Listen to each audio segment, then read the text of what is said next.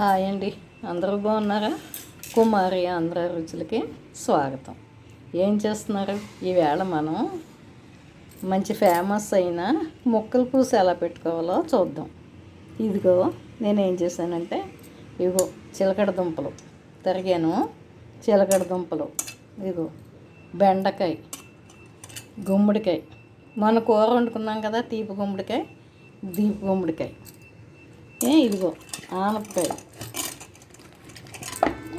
ముక్కలు, ఇవన్నీ తరిగేసుకుని ఏం చేయాలంటే, ఇగో వంట వాళ్ళు ఇలాగే చేస్తారు. ఒక స్పూను కందిపప్పు వేసేస్తారు ఇందులో. తర్వాత కొంచెం మా అమ్మగారు మా అత్తయ్య గారు కూడా ఇలాగే ఉండేవారు, మంచి టేస్ట్ వస్తుంది. సాల్ట్ వేసాను, పసుపు వేసాను, ఇగో చిన్న బెల్లం ముక్క, లేకపోతే నీళ్ళతో ఉడకబెట్టేసుకుంటే ముక్కలు తినేటప్పుడు చప్పగా ఉంటాయి. అందుకని ఇలా ఉడకబెట్టుకుని కొంచెంగా ఇగో చింతపండు నానబెట్టుకున్నాను. ఇగో కొంచెంగా ఈ చింతపండు వాటర్తో ఒక విజిల్ తెప్పించేసుకోవచ్చు. అప్పుడు ఈ ముక్కలన్నీ ఉడికిపోతాయి. మిగతాదంతా ఇంకా బెల్లం వేసుకుని, ఎవరికి బెల్లము, ఉప్పు, చింతపండు ఎవరికి తగ్గ టేస్ట్ వాళ్ళది. నేను ఎందుకు చూపిస్తున్నాను, కానీ నేను చూపించినట్టుగా చేసుకోవాలి అనేమీ లేదు. కొంతమంది ఇళ్లలో కొంచెం పులుపు ఎక్కువ తింటారు, కొంతమంది తీపి ఎక్కువ తింటారు. అలా ఎవరికి నచ్చినట్టు వాళ్ళు చేసుకోవచ్చు అన్నమాట. లేదు అసలు ఏమి ఇంకా వివరంగా కావాలనుకుంటే నేను చెప్పినట్టు మేము కూడా మా ఇంట్లో కూడా తీపులు ఎక్కువ తినం, కరెక్ట్గా ఉప్పులు అయితే అస్సలు బాగా తక్కువ తింటాం. బార్డర్లోనే వేస్తాను నేను ఎప్పుడు కూడా. అది నేను వేసినట్టు వేస్తే కొంచెం ఉప్పులు తక్కువ వేసుకున్నారనుకోండి, అప్పుడు నేను చెప్పినట్టు కాకుండా ఇంకొంచెం ఎక్కువ వేసుకోవచ్చు. ఇది ఒక విజిల్ వచ్చేస్తుంది. ఇలాగ మనం చింతపండు రసం తీసుకుని ఈ పోపుకి తీసుకుని రెడీగా చేసుకుందాం. పోపులో కూడా మెంతులు, ఆవాలు, జీలకర్ర, ఇంగువ, ఎండుమిర్చి, పచ్చిమిర్చి, కరివేపాకు. ఇదిగోండి, ఇందాక పచ్చిమిర్చి వేయడం మర్చిపోయాను. ఈ పులుసులోనే వేస్తే ఇంకా బాగుంటుంది.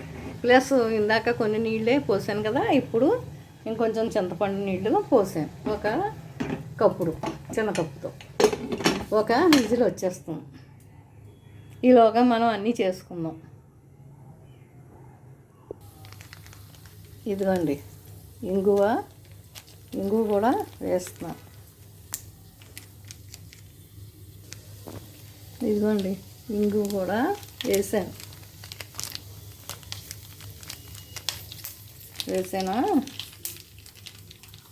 ఇవి వేగిపోయాయి. ఇగో బెల్లం వేసాను, చింతపండు ఇంకా ఇంత చిన్న నిమ్మకాయ సైజు అంత చింతపండు తీసుకున్నాను. నేను రసం తీసి ఉంచుకున్నాను. ఇది పోపు వేగిపోయింది. ఇక్కడ కుక్కర్లో విజిల్స్ వచ్చేసాయి. ఆ బయటకు తీసి పులుసు పిసుక్కుని బెల్లం వేసి ఉడకబెట్టుకుందాం.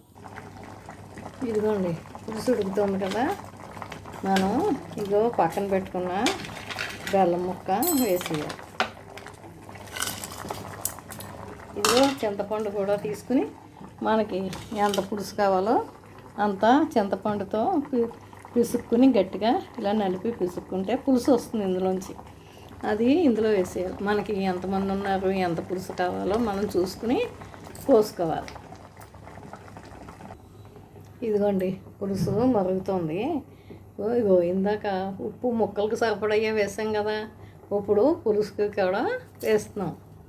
పులుసు తిన్నా కూడా ఉప్పు కరెక్ట్గా సరిపోయేంత వేస్తున్నాం. ఇదిగో ఉప్పు వేసాం. కొత్తిమీర కూడా వేస్తున్నాం. కడిగి పక్కన పెట్టుకున్నాను, తరిగి వేస్తాను. ఇగో మాకైతే ఇంత కావాలి, ఇంత పులుసు పెట్టుకున్నాను.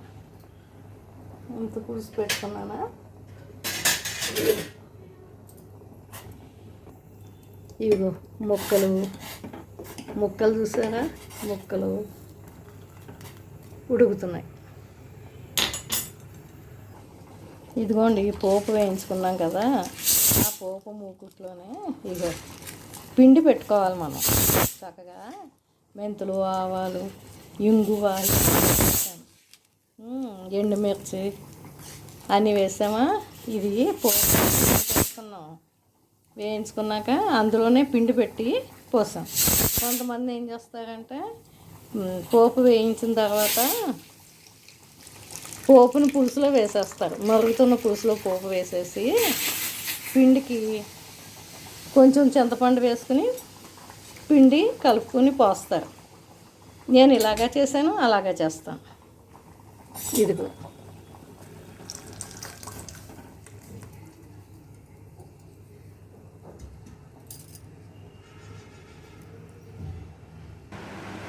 ఇదిగోండి మంచి కలర్ఫుల్గా చూసారా, బాగుంది.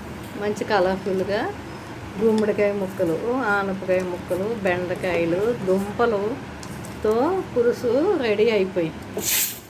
చాలా బాగుంది, మంచి టేస్ట్గా కూడా ఉంది. టేస్ట్ చూసాను. ఇప్పుడు ఏం చేద్దామంటే కొత్తిమీర కట్ చేసి వేసుకుందాం. ఇలా ఉంటే చాలా చిరాకుగా ఉంటుంది అన్నంలో పడితే. అందుకని చిన్న చిన్న ముక్కలు కట్ చేసేసుకుని కత్తిరితో వేసుకుంటే చాలా బాగుంటుంది. మంచి ఇంగువ వాసన వస్తుంది. చాలా బాగుంది పులుసు కూడా. ఇదిగోండి రెడీ అయిపోయింది. కొత్తిమీర కూడా ఇందులో వేసేసాను.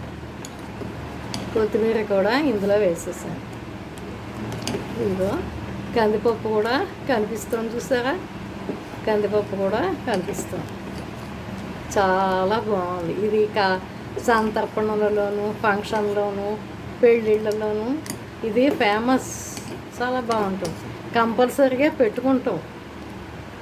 పప్పు, మామిడికాయ పప్పు వండుకుంటారు, ముక్కల పులుసు పెట్టుకుంటారు.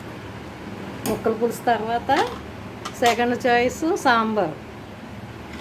కాశీ సంతర్పణ, వన సంతర్పణ, వన భోజనాలు ఇలాంటప్పుడు కంపల్సరీగా ముక్కల పులుసు, కందబచ్చల కూర వండుకుంటారు. ఇదిగోండి ముక్కల పులుసు రెడీ. చూసారా ఎంత బాగుందో, చాలా బాగుంది. పిండి 1 స్పూను, 1.5 స్పూనే పెట్టుకోవాలి. 2-3 స్పూన్లు వరిపిండి పెట్టేసుకుంటే పేస్ట్లా అయిపోతుంది. ఇదిగో ఈరోజు నేను ఏముండానంటే ఇదిగో